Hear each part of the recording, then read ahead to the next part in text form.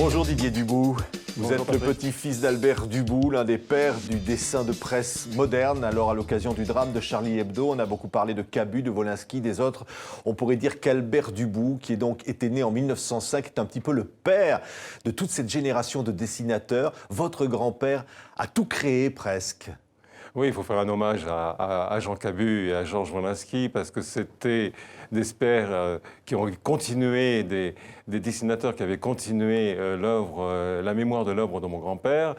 À chaque plateau de télévision, de radio, il parlait de mon grand-père avec beaucoup d'élégance et d'admiration.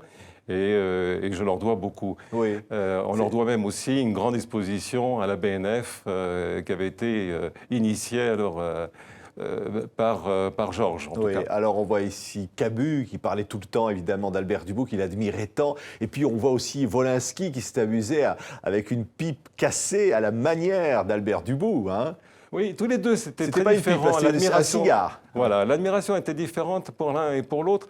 Pour Jean, ce qu'il admirait, c'était la structure du dessin, c'était la qualité du trait, qui était pour lui absolument comparable, et même le détail. Il me faisait souvent voir que les mains étaient dessinées parfaitement, il y avait même les ongles. Pour Georges, lui, ce qui lui plaisait, c'était sa précocité.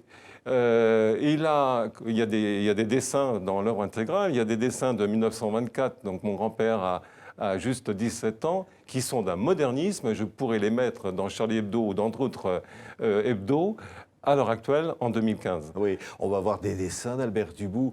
Donc votre grand-père a dessiné dans cette France, évidemment, après la guerre et même avant. On voit ici des choses extraordinaires, donc des perspectives, des foules. Il a dessiné, évidemment, ces grosses femmes avec ce petit bonhomme, ce qu'on appelle le couple à la Dubout, qui l'a rendu célèbre. Et puis, la société de son temps. Tout à fait. C'est-à-dire que ce qui est intéressant pour mon grand-père, c'est le style, c'est sa façon de dessiner. Quand vous avez des grandes planches avec plusieurs milliers de personnages, on pense que c'est le chaos. Et quand vous vous approchez, vous voyez le détail, mais c'est extrêmement architecturé. Il faut savoir qu'il commençait en haut à gauche, il était droitier, et il terminait en bas à droite. C'est-à-dire qu'il savait placer à l'avance, sans aucun repentir, sans aucune esquisse au départ. Il savait, et c'est là où son génie, il savait exactement placer ses dessins, enfin ses personnages, sur sa grande planche. Et c'est là où c'est absolument unique. Et d'ailleurs, Georges dit, il est unique dans l'histoire du dessin de presse. On voit là un autoportrait d'Albert Dubout à la pipe. Hein. Oui. Donc, Albert Dubout, c'est un méridional, il a cette faconde, mais il dessine donc son époque, les premiers congés payés, il dessine l'industrialisation, les premiers voyages de masse, tout le fascine. Oui, tout à fait. Jean de Meusson dit d'ailleurs que c'est le dessinateur des congés payés, mais il sera très en avance sur son temps. Il sera engagé, par exemple, dès 1924, avec des dessins très osés, dignes de Wolinski de 2015, mais pour la libération de la femme. 1927, il va faire les premiers dessins contre la violence conjugale. Il va être, dès 1933, faire des dessins contre le nazisme. Il continuera d'ailleurs jusqu'à l'occupation, faisant des dessins contre le régime de Vichy. Il sera quelqu'un de toujours engagé. Il fera même d'ailleurs en 1946 des dessins contre les essais nucléaires américains sur l'île de Bikini. Vous voyez, donc toute sa vie, il sera engagé. On peut même dire qu'il sera engagé jusqu'à sa mort, puisqu'il fera apparaître Justine à titre posthume. Justine de Sade, Marquis de Sade. Le Marquis de Sade, qui était, rappelez-vous, interdit de publication, d'impression. Oui. Ce n'est qu'en 1974 avec Giscard d'Estaing. Et c'est pour ça qu'il avait commencé, comme il est mort en 1976, il avait commencé et terminé son livre d'illustration sur Justine. Alors, on le voit travailler, là, donc à sa table de travail. C'était un homme très solitaire, un homme très... Il vivait avec ses chats, qu'il a beaucoup dessiné aussi, qui vivait quelque part coupé du monde. Ah, complètement. D'ailleurs, c'est même paradoxal parce qu'il est très connu et en même temps, c'est très difficile de parler de lui. À tel titre, il y a une journaliste de Libération qui voulait faire un livre sur sa vie et c'est pratiquement impossible parce que c'était un solitaire. C'était quelqu'un qui connaissait bien entendu tous les humoristes, tous les dessinateurs, mais les humoristes, Pierre Dac, Francis Blanche, etc. Mais n'avait pas une véritable vie sociale. sa vie était concentrée sur ses dessins. Oui. Et tellement concentrée sur ses dessins que quand on voit ses planches, c'est un travail fastidieux. On voit même que dans certaines années où il fait les plus belles planches, dans les années 32, 33, etc., il va faire pratiquement 400 dessins dans l'année.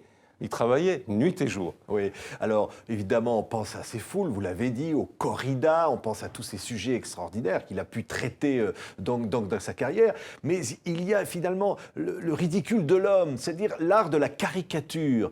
Il dépeint finalement un monde quelque part assez effrayant. Mais tout le monde, Cavana dit qu'il est féroce, vous aviez Dard qui disait le féroce Dubout, c'est-à-dire qu'il caricaturait bien entendu la société, mais par contre, il ne touchait pas à deux institutions, c'est-à-dire les institutions par elles-mêmes, il ne voulait pas y toucher, il aurait pu faire des caricatures d'hommes politiques, et lui, c'était une institution, et ça, il n'y touchait pas. Il touchait à la société au sens général, avec la bêtise de la société, mais il ne touchait pas aux institutions, et en même temps, il ne touchait pas à la vie religieuse, je dirais, de quelle que soit la communauté. Il n'y a qu'une seule planche qui est absolument magnifique, et d'ailleurs, qui est le dessin préféré de Jean d'Ormesson, c'est le Jugement dernier, mais ce Jugement dernier, il l'a fait de façon un peu athée, si vous voulez. Le paradis, on boit, il y a le nectar, et l'enfer, les gens continuent à s'engueuler en descendant dans l'enfer. Il traque le ridicule, finalement, de ses contemporains. Ah oui, complètement.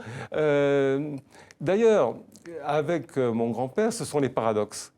Tout est un paradoxe. La société est souvent un paradoxe. Prenez ces personnages, le grand et le petit, l'infiniment petit dans l'infiniment grand, le détail dans des planches. Et toute sa vie, et en fait, on s'aperçoit que souvent même on dit « coupe à la Dubout oui. ». Ce qu'il a dessiné, c'est qu'il a tout créé pratiquement par rapport à ce que l'on voit à aujourd'hui. On ne pense pas que c'est des personnages ou des issus de Dubout. Prenons un exemple.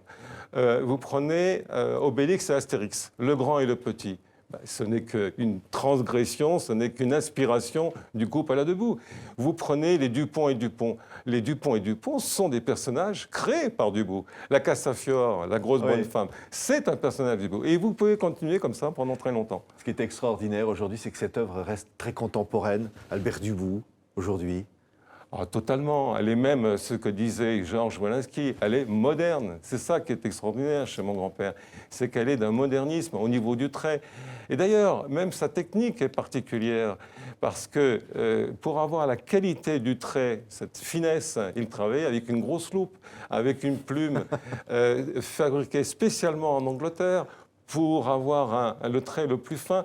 Et même, je vais vous dire un scoop, c'est que pour avoir le trait le plus fin sur un papier canson, le papier va boire. Et lui, il rajoutait des produits qui étaient son secret pour que l'encre sèche tout de suite, de façon qu'elle ne s'épaississe pas sur le papier. Vous voyez, il allait très loin. Merci beaucoup Didier Dubout. Voici l'œuvre intégrale. Vous avez publié ce travail incroyable, tout à fait magistral, en 7 volumes de cette œuvre de Albert Dubout. Merci d'avoir été notre invité. C'est gentil. Merci Patrick.